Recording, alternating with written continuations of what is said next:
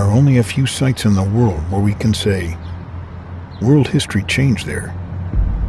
This is a friendly crowd in downtown Dallas as the President and the First Lady pass by. Dealey Plaza in Dallas, Texas is one of them. It's a tremendous welcome, not a placard in downtown Dallas. It was here, 60 years ago, that a promising young president was assassinated. In the building from which John F. Kennedy was shot, the 6th floor museum now stands as a poignant reminder of that fateful day.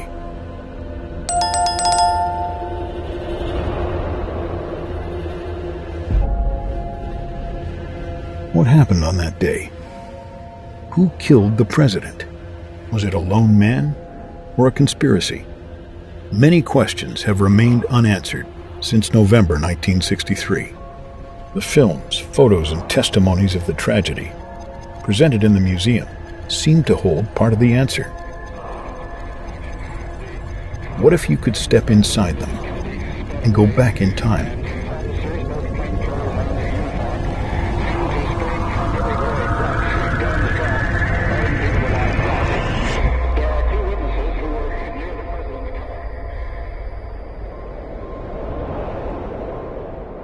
In 1963, Mary Ann Moorman was a 31-year-old stay-at-home mother. On November 22nd, she went to downtown Dallas with her friend Jean to snap pictures of the President and the First Lady with her brand-new Polaroid camera. 60 years later, Moorman still lives in a suburb of Dallas. She vividly remembers the day that changed her life forever. That day is as vivid in my mind as if it happened yesterday. And it was an exciting day. We were so anticipating to see Jackie. She was a fashion plate at that time and wanted to make sure that we got to see her along with the president. To see a president in our lifetime so close would be a real experience. That day is as vivid in my mind as if it happened yesterday. And it was an exciting day. We were so anticipating to see Jackie. She was a fashion plate at that time and wanted to make sure that we got to see her along with the president. To see a president in our life. Dallas Love Field. This is the control tower at Dallas Love Field, where a large crowd is gathered now to await the arrival of President and Mrs. John Fitzgerald Kennedy. The President now partially obscured behind his wife. On the second day of his visit to Texas, President Kennedy lands at Dallas Love Field Airport for a stop in Dallas. He and his wife Jackie board the presidential limousine for a 10-mile motorcade, hoping to shore up support in Texas. A large crowd welcomes the Kennedys as their open-top limo enters downtown Dallas. A few blocks down the road, Mary Ann Moorman has been waiting for the motorcade since 11 a.m.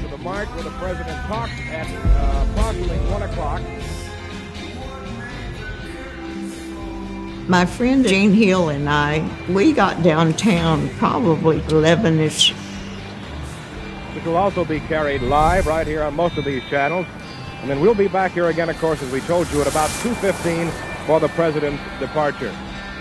Dealey Plaza was a pretty place, but nothing exciting, nothing exceptional.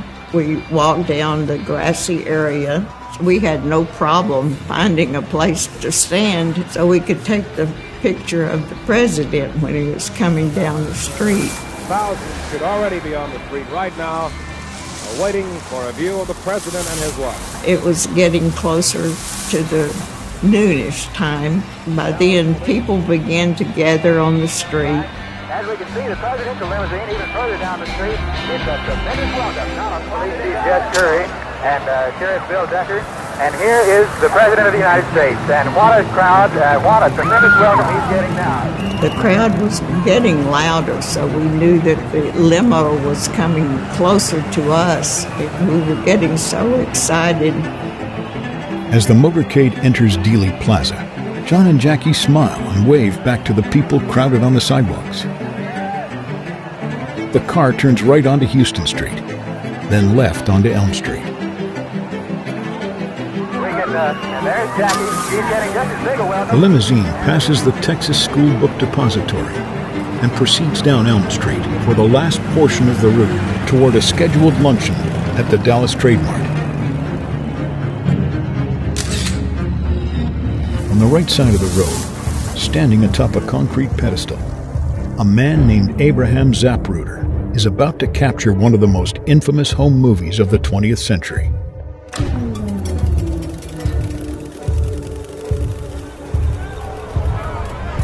As the limo approached us, the first sound happened. And I was watching the car, and I heard more sounds. I had no idea where the sounds were coming from. They just sounded like firecrackers to me. Gene was hollering, "Look this way, Mr. President, we want to take your photo." And by then, I had put the camera up to my face and was waiting just for the right moment to take the picture. I thought, I saw his hair jump. That wasn't his hair. Later, I found that was his head. I had no idea they were shots. Everything was over with. The car left. People then began to drop to the ground, and we did kind of squat to the grass. People began to run in all directions. Gene took off and ran across the street because everybody was running in that direction. And I just stood there. It was chaotic. It was unbelievable. Here is a bulletin from CBS News. In Dallas, Texas, 3 shots were fired at President Kennedy's motorcade in downtown Dallas. The first reports say that President Kennedy has been seriously wounded by this shooting. It was just a picture. I didn't see that he was slumped, but all this took place in just seconds. It was, the minutes passed so fast, and I didn't have any idea of the importance of the picture that I took. The iconic picture was examined by law enforcement within minutes and soon seen in newspapers all around the world. At Dealey Plaza, dozens of police and investigators had converged on the scene, hoping to capture the shooter and search for evidence.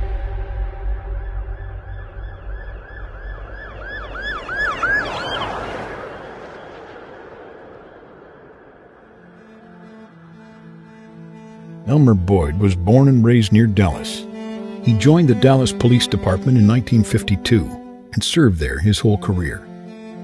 In 1963, he was one of the 22 detectives who worked on the Kennedy assassination.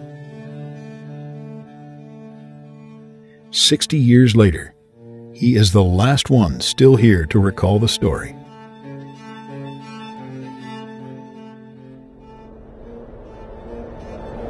I'm surprised that it's come to what it's been, and I never thought I'd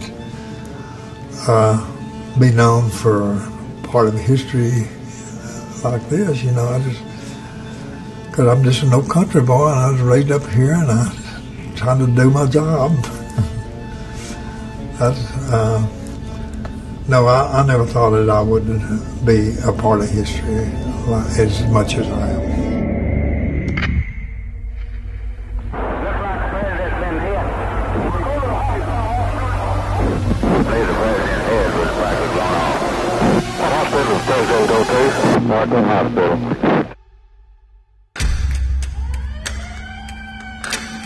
I was assigned at Trade Mart where President Kennedy was to make his speech that day.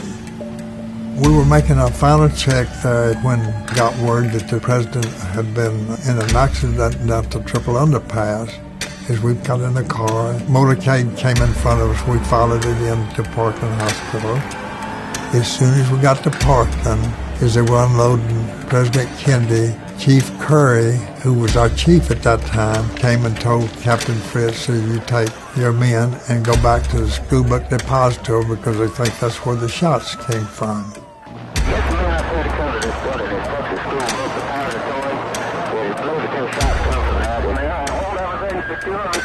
Homicide and other investigators can get there.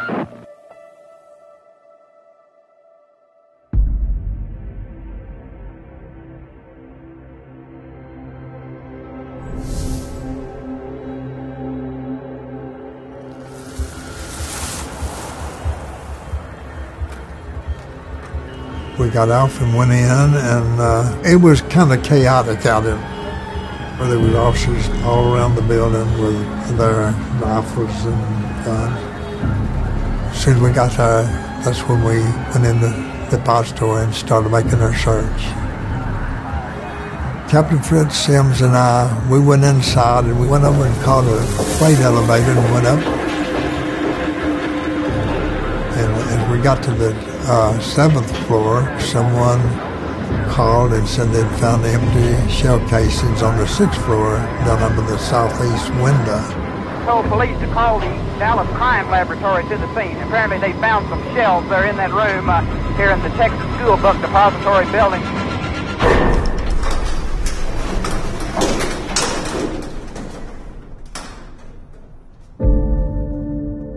Well, you have a different feeling when you go in there. I know they had a lot of books. I have no idea what they were used for. I'd never been in it before. In 1963, the Texas School Book Depository was a storage and distribution warehouse for textbooks. When Elmer Boyd got to the 6th floor, there were officers everywhere searching the place from top to bottom.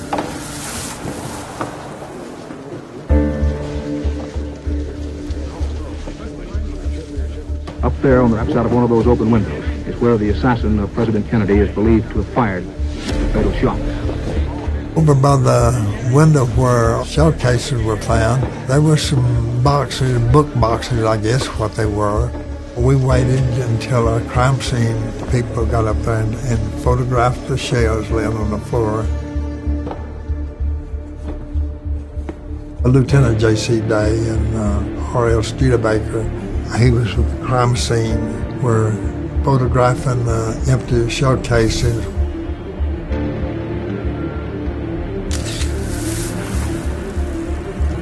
The detectives pick up the 3 shell casings lying on the floor in the southeast corner. My partner Sim picked them up and put them in an envelope and gave them to Lieutenant Day. They realize that a couple of book boxes have been stacked in front of a half-open window overlooking the street where President Kennedy has been shot.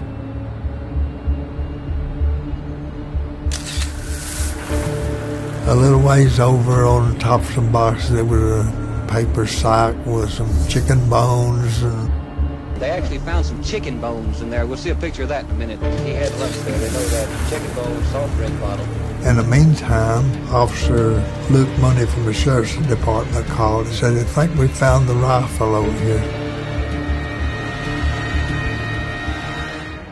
We went over there and the rifle was down between some boxes.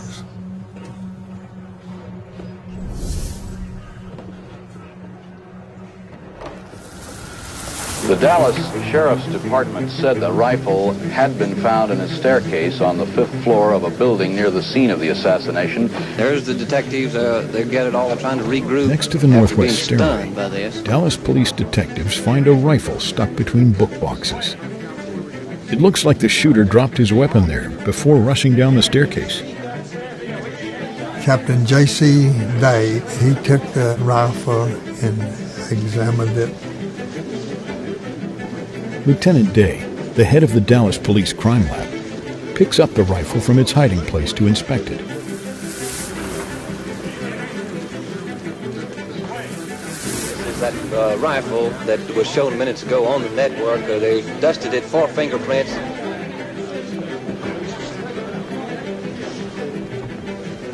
The rifle found has several markings on it. It was made in Italy in 1945. And is the same caliber as the casings found next to the window. Lieutenant Day also finds a serial number engraved on its barrel. digits and letters that could allow the police to trace it back to its owner. As they were searching the crime scene, Elmer Boyd and his colleagues were interrupted by the manager of the depository, Roy Truly. He had gathered all the employees who were working in the building that day. One of them had gone missing. Lee Harvey Oswald, that was the only one that we hadn't accounted for. Attention all squads. The suspect in the shooting at Elm in Houston is reported to be an unknown white male, approximately 30, slender build, height 5 feet 10 inches, weight 165 pounds, reported to be armed with what is thought to be a .30 caliber rifle.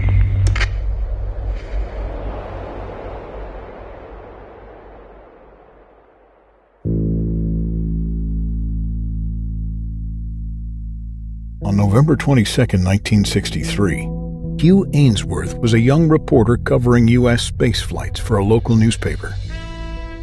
He wasn't assigned to cover the president's visit, but he still decided to go to Dealey Plaza to watch the motorcade.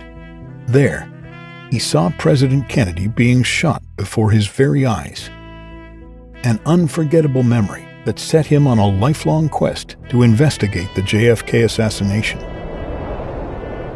I heard three shots. Boom, boom, boom. And I know there were three, and they were evenly spaced, and everyone couldn't imagine where shots came. Police cars were screaming away. It was chaos, but nobody knew what happened. There was one man that stood straight in front of me, kept saying, I seen him up there. Probably the shooter was in that window. Learned early on in my newspaper that when something really bad happened, go to find a police radio. The only way we knew what was going on, I ran from my spot to a three-wheeler police car in front of the depository that had a radio on it. Shooting out here. Where is it at? It's a police officer. Somebody shot him. I knew I had to get over there. A policeman had just been shot a few kilometers away in a nearby area of Dallas called Oak Cliff. Unsure of how the event might be connected to the president's shooting, Ainsworth hurried to the scene. I got there. By that time, there were police cars everywhere. Of course, removed the body, and the shooter had going. The victim was a police officer named J.D. Tippett. He was patrolling in his car when a man approached his rear window and shot him. I was talking to this woman. He said, I saw him. He just walked up and hit him. Nobody knew what they'd seen, really.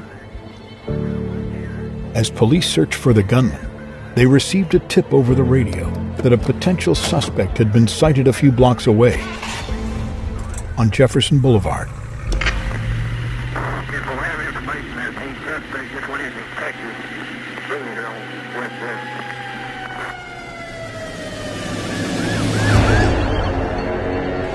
Ainsworth followed the police. A salesman who worked on the block had witnessed a suspicious man entering the movie theater. I go up to the woman who sells tickets. She said, he's in there. Some cops, they got in there. I was very frankly afraid to go that way to the theater. As the police entered the movie theater, they caught sight of the suspect.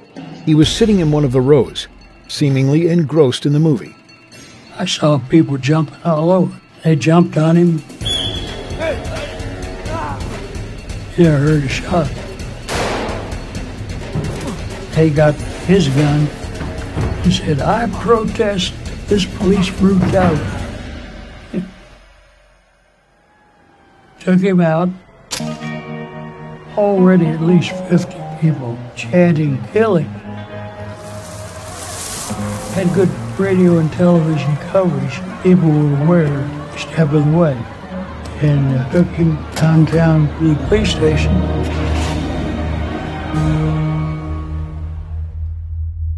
I don't know what this is all about. The apprehended man was Lee Harvey Oswald. I work in that building. He was an employee from the book depository, where the shots fired at the president originated.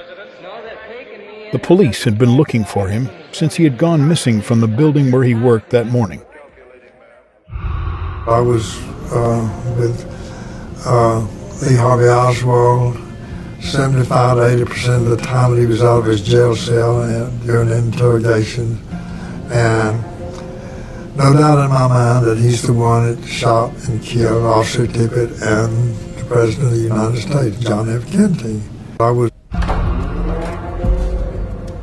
Dallas police offices were quickly packed with dozens of reporters.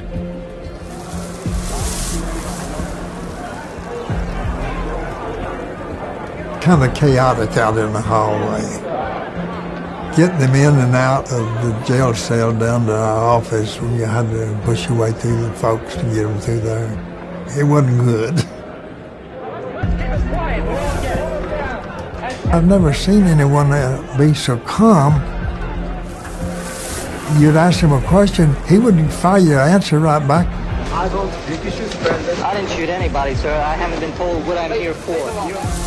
Took Lee Harvey Oswald into Captain Fritz's office for interrogation. Detectives began questioning Lee Harvey Oswald.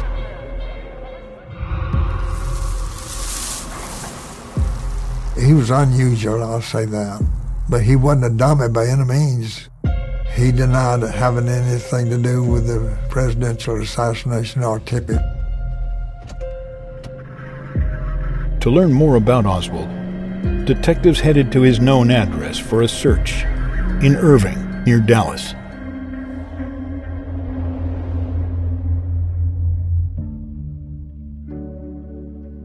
Lee Harvey Oswald was a 24-year-old former Marine Corps sharpshooter who later embraced communism and moved to the Soviet Union, where he married a Russian woman named Marina Prusakova.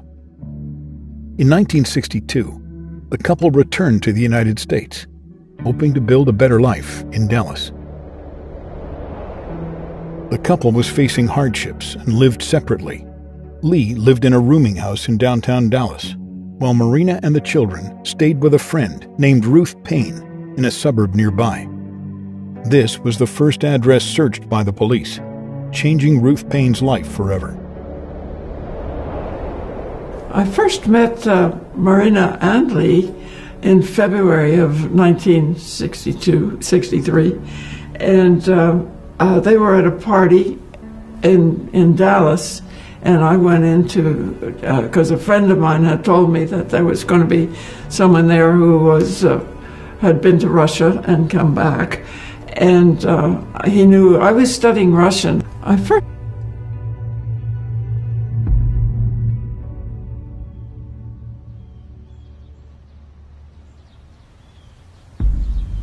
And we got acquainted with Marina.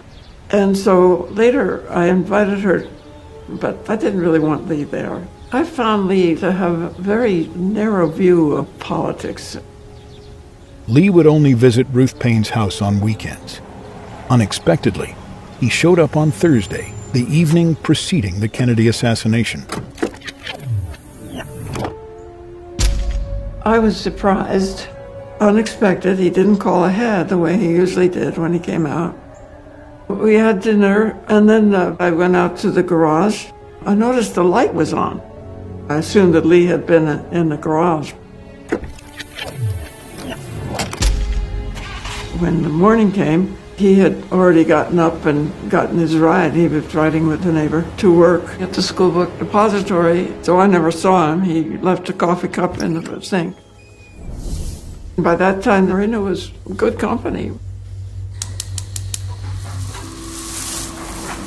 I was alone because my husband and I had separated. And this was somebody to talk to. We talked about our children. Since I was trying to learn Russian, it was very helpful for me. I wanted to soften the hardness of the Cold War. That morning, I turned on the TV to see President coming. He's waving at a lot of people, smiling. We were all very excited. And I watched in about 12, we heard that the president had been shot. Good afternoon, ladies and gentlemen. You'll excuse the fact that I'm out of breath, but about 10 or 15 minutes ago, a tragic thing, from all indications... About 1 o'clock, it was announced that the president had died.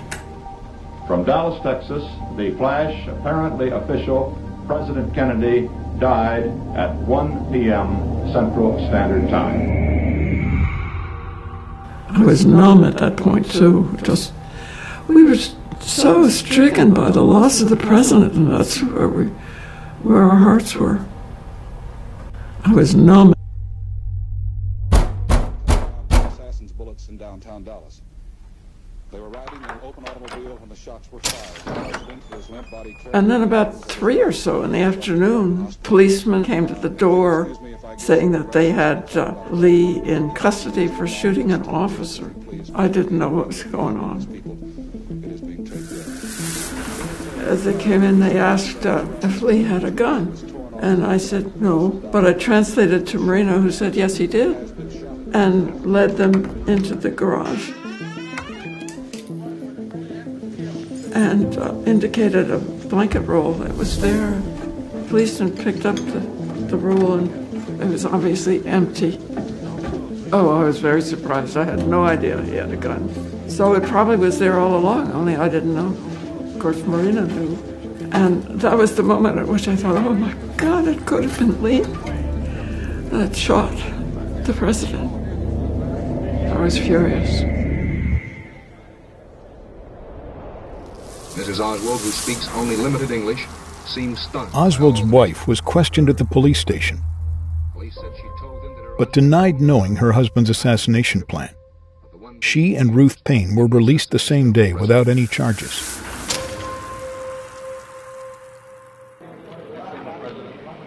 No, I've not been charged with that. In fact, nobody has said that to me yet.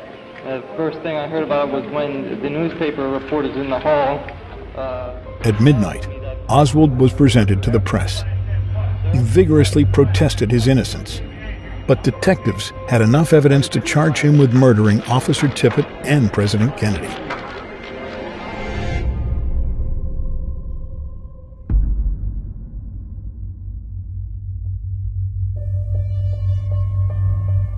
Two days after his arrest, Lee Harvey Oswald was scheduled for transfer to the county jail, where he would await trial.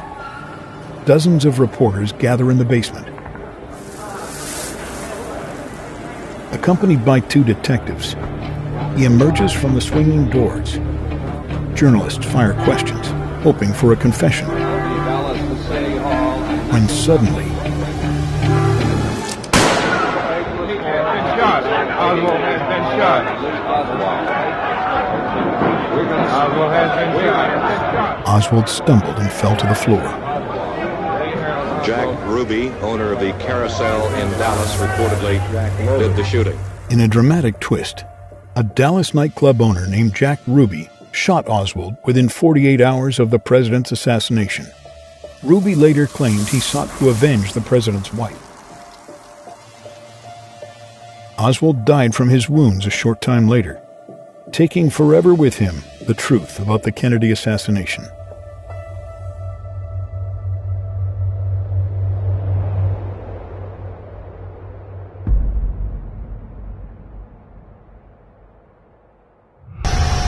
The moment Jack Ruby shot Lee Harvey Oswald in the basement of Dallas Police Headquarters, it ensured that Oswald would never go to trial, never had the chance to defend himself, and there would always be lingering questions about the Kennedy assassination. And those questions started almost immediately. President Johnson was sworn into office an hour and a half after President Kennedy's assassination. That ceremony took place in the presidential plane at the Dallas airport. There were questions. And President Johnson, recognizing that the American public needed answers to these questions, established a government entity to investigate the shooting of President Kennedy called the Warren Commission. They ultimately delivered a report concluding that there was no evidence of a conspiracy. Lee Harvey Oswald acted alone. The Warren Commission concluded that 3 shots were fired at the motorcade. 1 shot likely missed. 1 shot has become very controversial, resulting in a theory that's called the single bullet theory. And then the 3rd shot was the fatal shot that struck President Kennedy in the head.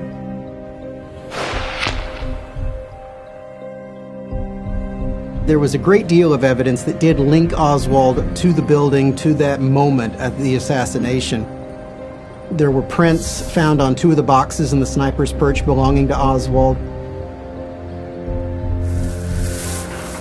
Ownership of the rifle was traced to Oswald, and ultimately a palm print on the underside of the barrel was traced to Lee Harvey Oswald. Oswald was 24 years old in the midst of a disintegrating marriage and a confused political ideology, and it may have been as simple as that he simply brought his rifle to the Texas School Book Depository that day to make his mark on history. Oswald was 24, but that feeling didn't last very long. Conspiracy theories emerged almost immediately. The most popular is that the CIA, angry at President Kennedy for various things, masterminded the assassination. Organized crime becomes a very popular conspiracy theory because of ties to the Kennedys going back. Even Vice President Lyndon Johnson, he had the most to gain becoming the president. We were also at the height of the Cold War in 1963, so it's reasonable to assume that Russia or Cuba may have been involved in the assassination as well. The list is almost endless. And then you have the logistics of the shooting itself and this very widespread belief that there was more than one gunman. The most likely location being behind a stockade fence atop the grassy knoll, because it does provide this very good vantage point of the Kennedy motorcade, particularly at the moment of the fatal shot. To this day, a majority of Americans believe a conspiracy was responsible in the assassination of President Kennedy. The nation pays its final homage to John Fitzgerald Kennedy today. It is a day of national mourning, a day proclaimed by the people themselves in their collective grief. Never in history have so many Americans turned out to pay honor to a fallen president. Through the long night, and even now, there will likely never be a consensus on what happened on November 22nd, 1963. And for many, that's where the fascination lies. The Kennedy assassination will forever remain one of history's greatest mysteries.